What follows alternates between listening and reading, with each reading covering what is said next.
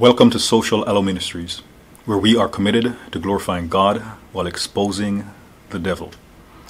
Today is Saturday. On Thursday, I recorded that video regarding when a prophecy, a true word from the Lord, puts you to the test. Similarly to Psalm 105, which was a mainstay for that video, regarding how the word of the Lord tried Joseph. But in due time, the Lord elevated Joseph. Well, I made a sacrifice in order to record that video. But that video, it tried me when I was trying to edit it so I could upload the video to YouTube. Initially I tried editing the video and it said something like 30-something minutes left. But then I came back like a couple hours later and was stuck at the same point. And we're doing a bunch of things to include restarting my computer. Tried the video again. It said 18 minutes left at one point. I'm like, hey, progress. Came back a couple hours later, it still said 18 minutes left. Came back a couple hours later, 18 minutes left. Couple hours later, 18 minutes left. All day long, 18 minutes left. It got to the point where I started praying. I'm like, Lord, if it's the enemy trying to stop this, I'm appealing to the Lord to get this video rendered so I could upload it so that those who need to see the video can see it. Because I didn't want any delays. That's part of the reason why I didn't waste any time recording the video. Well, it got to the point where I think it was around 10 p.m. I just shut the computer down, not just restart it, but shut it down. Basically clear all the memory and restart the computer. Started reworking the video and actually went to bed. Because I wasn't going to let anything frustrate me. I was going to let anything fluster me. Sometimes when we're waiting on the Lord or a word of the Lord to come to pass, we're fighting against an enemy. And we think the enemy is the devil. But sometimes the enemy is the Lord. And then there are times we're giving the enemy credit for something the Lord is doing.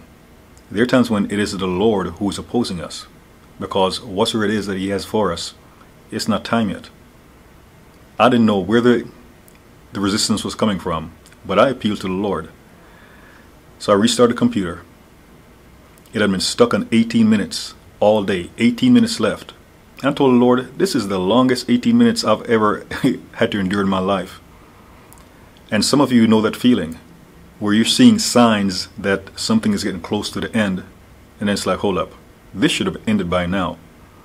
So that 18-minute thing, all day long, 18 minutes, 18 minutes. So I went to bed, and I woke up at around 3 p.m. And when I woke up, I felt in my spirit that the video was done. I went to go check. Lo and behold, the video was done. Did a preview of it, no problems. Started uploading it to YouTube, no problems. So what was the difference between the day before, when I was working so hard in order to get the video edited, rendered so I could actually upload it, to several hours later? And afterwards I asked the Lord, what is it that you're trying to teach me from this? Because sometimes we can be so engrossed in warfare that we don't realize that the Lord is using it to teach us things. A lot of times we quote Romans 8:28 about all things work together for the good of those who love Him. We speak about how the Lord, how He fed the masses with fish and bread, and He always collected the excess and nothing went to waste. So I asked the Lord, what are you trying to teach me from this? Some of the things I've already disclosed. One is, sometimes we give the enemy too much credit. We forget about the Lord's sovereignty. I mentioned Isaiah 55:11. The Lord's words will accomplish the purpose that He intended. In Deuteronomy 18:20-22, He mentioned, how will you know when a prophet has spoken a word from the Lord? Or has not spoken a word from the Lord? And He said, if that thing does not come to pass nor follow through, that is a word the Lord had not spoken. Which means the Lord's words is going to come to pass. Now there are exceptions where if the Lord gives you what they'll call a conditional prophecy, like you must do something for the word to come to pass. Or if it's like Jonah. Jonah went to Nineveh and told them that in 40 days the city was going to be destroyed. But because they repented, the Lord relented of that decision. Now, when you read the book of Nahum, you'll find out the Lord did in fact later destroy the city of Nineveh. So the words still came to pass. It may not have come to pass in the 40 days, but it did come to pass. I also mentioned Jeremiah, how the Lord told the prophet, the young prophet, the recently called prophet, that he was watching over his words and hastening to perform them. So people tell you about contending for a prophecy, and there are things that you need to do. But the Lord is also contending with the prophecy. And sometimes we speak about the devil stopping a prophecy. The devil tried to stop a prophecy that the Lord gave in Genesis 3 about the seed of the woman stepping on the head of the serpent.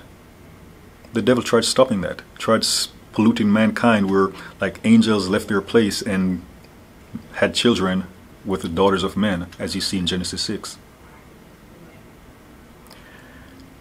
But the Lord always had a remnant. He always had a plan, just like how Jesus is a lamb who was slain from the foundations of the earth. There's always a plan of redemption. So the devil tried hard to stop the birth of the Messiah. It didn't work. He tried to kill the Messiah. It didn't work. Now I can tell you this. There's one prophecy. If the devil could stop, this is it. Revelation 20:10, which states, and the devil will be cast. Correction. There are two prophecies that the devil would like to stop, but he can't. The first is how he will be bound. An angel of the Lord will bind the devil for 1,000 years. Imagine that.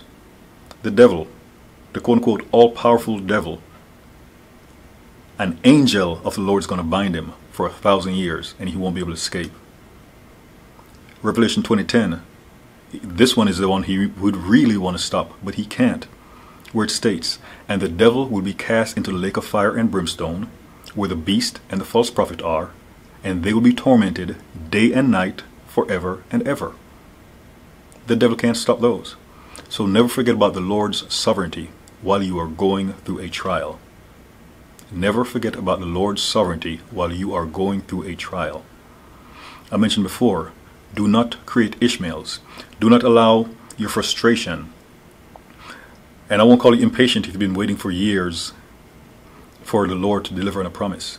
But do not let your frustration cause you to create an Ishmael. Because when Sarah suggested to Abraham that he sleep with Hagar to create a child, which is kind of like, quote unquote, helping the Lord out, that didn't work out too well. In Genesis 21, so that happened in Genesis 16. In Genesis 21, we see how that child became a problem basically instantly. And Sarah told Abraham to put her away, put her and the child away, and he did. Now back up to Genesis 17. They had Ishmael, where the Lord said that his promise or his covenant would be with the promised child, Isaac. So be careful about creating Ishmaels while you're waiting on your promise from the Lord, regardless of how long it has been. Do not allow frustration to set in, because the devil will try to come in and get you and sow seeds into your life that will cause problems. So for example, if you are waiting on a spouse, and this is something I was inspired to post recently, if you are waiting on a spouse, and let's say the Lord has told you exactly who it is, why are you dating? If the Lord has told you who your spouse is going to be, why are you dating? If anything, you should be waiting, spending time with the Lord, allowing Him to prepare you for the promise. Because you may find yourself dating, and next thing you know, it is time for that person to come, and maybe someone from your past doesn't want to let go. Someone from your past is trying to come into your presence, and you have to watch out for the counterfeits. And you do not want to be partnered with the devil in creating counterfeits. So there was a birth of Ishmael, but the Lord still said that his covenant was with Isaac, the child who hadn't been born yet, but the Lord was still watching over his words, and he was going to perform them. That's how faithful the Lord is to his promises, which is one of the themes of this regarding the Lord's faithfulness. So don't be unfaithful to him. So I woke up, and the first thing that I felt in my spirit was that the video was complete. Checked, and it was. It uploaded, no problems. Now I'd ask the Lord, what do you want me to learn from this? Because I didn't want those delays. One of the first things the Lord brought to my attention this morning, there were delays in getting the video up. But then when I woke up later in the morning, I saw that people had watched the video. And at least two of the comments that I saw said, "Ooh, this is an on-time message." I'm like, isn't that something? I experienced so many delays. And one of the people that I had targeted the video towards actually said it was an on-time message. And this morning I was like, Lord, one of the lessons I've learned from this is that there were delays. Absolutely. It was also on time. Absolutely. So there were delays, yet it was on time. Only the Lord can pull it off. Where something was delayed, but yet it shows up on time.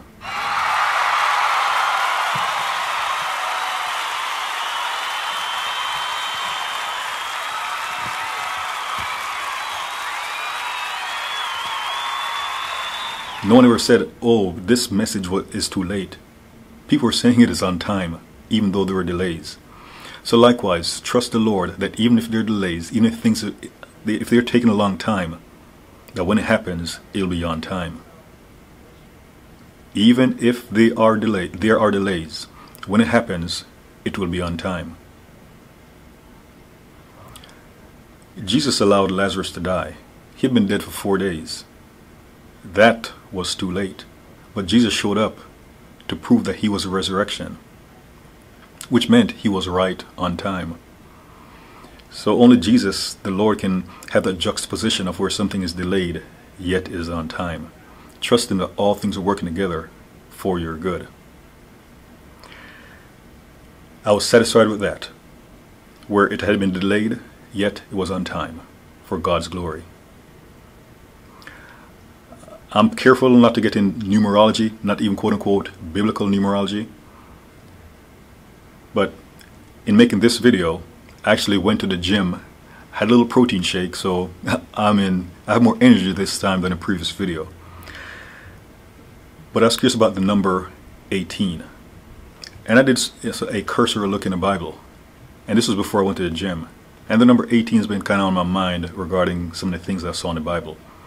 And I'll also share that part with you, because there are also prophetic implications regarding the number 18 and why I've been stuck all day. In one of the first searches for the number 18, in Judges 3:14, it states, "And the people of Israel served Eglon, the king of Moab, 18 years. The number 18 also speaks about deliverance. So the Israelites had served Eglon, the king of Moab, for 18 years. So what happened? The Lord raised up a judge, a deliverer, named Ehud. Ehud ended up killing Eglon. The number 18 refers to deliverance. The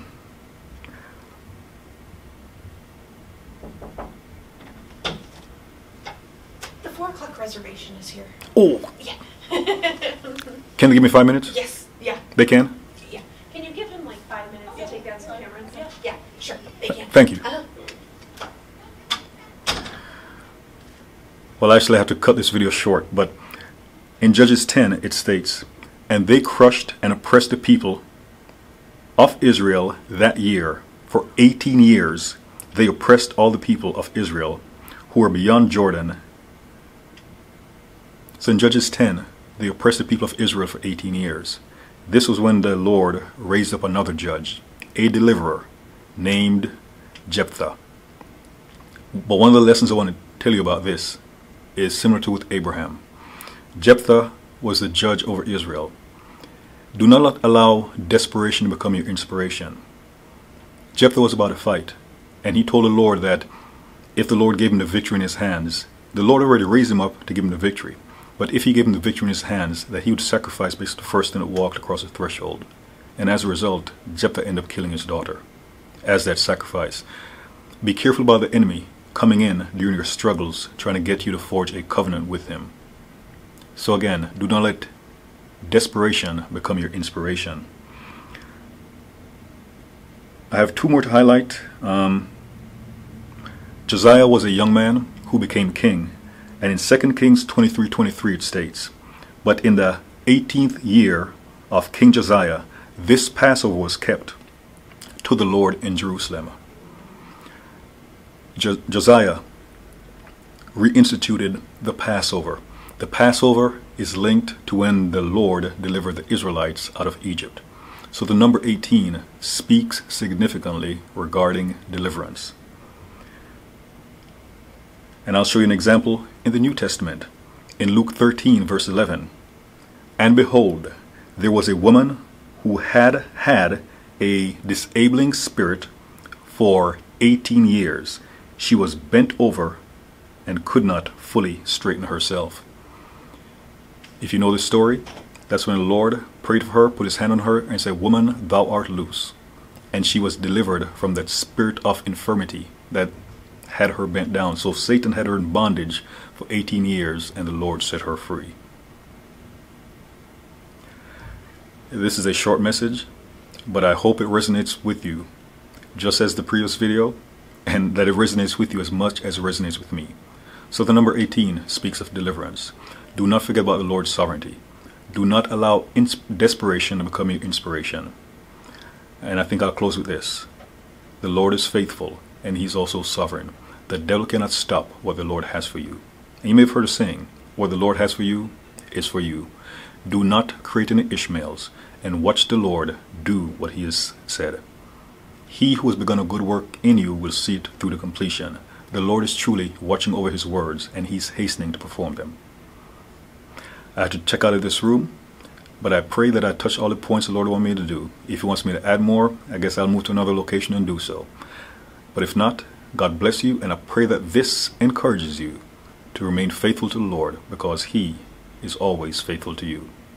God bless you, and Jesus is Lord, to include Lord over the devil. I say again, Jesus is Lord.